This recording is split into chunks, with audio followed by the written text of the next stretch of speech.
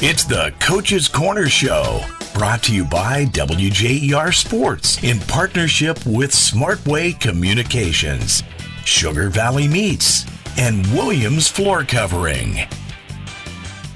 And I want to welcome you into the Coach's Corner Show this week. We're at Crater Stadium, Willie Grove, along with Dan Ifft, and week number 10. And officially, we can call it the Dover Philly week. Sure. Nice win last week. You know what? I was looking out there in Lindsley. I think every position they had us out. I won't say outmatched because our players didn't back down at all. But the weight, the size of the kids. You had a tough game last week against Lindsley. They're a tough out. I mean, they've got a lot of kids that they're large and can run, and they seem to have a little bit of a junkyard dog attitude. I mean, they're mean kids, but our kids, held up real well and fought back, and it was a really good football game.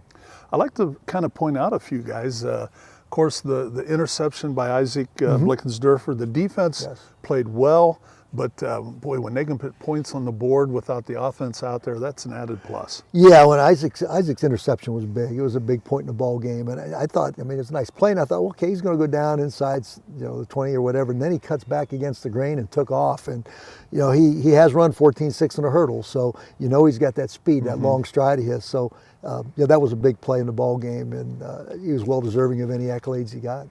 Offensively, got several weapons, and we saw it again. We saw some nice passes, some receptions. Justice Hughes had a real nice hurdle right in front of you and stiff arm at the same time, and was able to take it to the house. Yeah, he's a special talent. You get him the ball in the open space and good things can happen. He JJ, and I always say he JJ and Dalen. Those are three of our four track guys, and with Isaac being the other one. And if they get in the open field, they make people miss. And they're going to have to do that this Friday. Of course, New Philadelphia coming over to Dover. It's the annual Dover Philly game. And Coach, you've been over 29 years. You've been in many of them.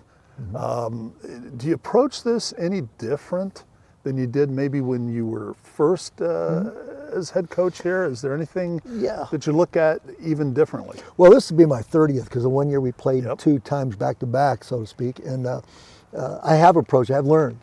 I learned early. Back, I think it was 1996, we had a pretty good football team. We came in with an 8-1 record, and we weren't playing very well in the first half, and I just couldn't figure it out. And then in the fourth quarter, I said, you know what, maybe they're too tight, maybe I'm too tight. And so we kind of just cut it loose and whatever happens, let's just start playing. And they came back and dominated the fourth quarter, and we won that game, I think 7-6, and I think New Philly had the ball, I want to say 3 plays in the fourth quarter. Wow. And we took the air out of the ball at that point. And, I think the lesson I learned there was, I think we were all getting caught up a little bit too much in the hype of the game and the hype of the communities. And God bless the communities for being hyped up. But I think one of the things I learned was I spend my week diffusing and saying, it's not life or death. You have to understand that. You just have to play the best you can. People love you today are going to love you tomorrow no matter what. Right. And the rest pretty much don't matter at that point, But I'm saying that I'm grateful for the fact that the crowds get into it, and especially in the way the world is today, it's kind of nice to have a little reprieve playing a great rivalry on a Friday night football. And it should be for the fans to get excited about. But we try to make sure the kids play the best they can play and not play too tight with that fear of losing. And so on Friday, the game time just before, it's not really a time to get them motivated. Right. The kids are motivated. What's some of the final things you say right before they come out of the locker room? Things I say every Friday night. Number one, you're going to get knocked down. It's going to happen. You got to get back up. They're going to get knocked down. We got to get back up faster than they get back up, so to speak. That's the way the nature of the beast, the nature of the game. You got to play, and we say what you did last week doesn't matter. So what now? What?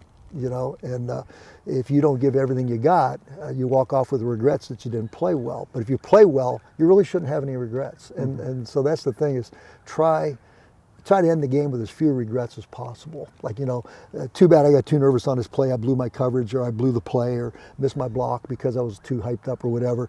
No, do the best you can, and that's good enough, great. And if not, you can put your head on a pillow at night knowing that I did the best I could, and I didn't let the pressure get to me, and I played the way I'm supposed to play, the way I've been created to play. All right, well, thanks a lot, Dan, for You're visiting welcome. with us again. Thank you. Coach Dan Ifft of the Dover Tornadoes, and that's going to be it for our Coach's Corner Show. This has been the Coach's Corner Show for WJER Sports, brought to you by Smartway Communications, Sugar Valley Meats, and Williams Floor Covering.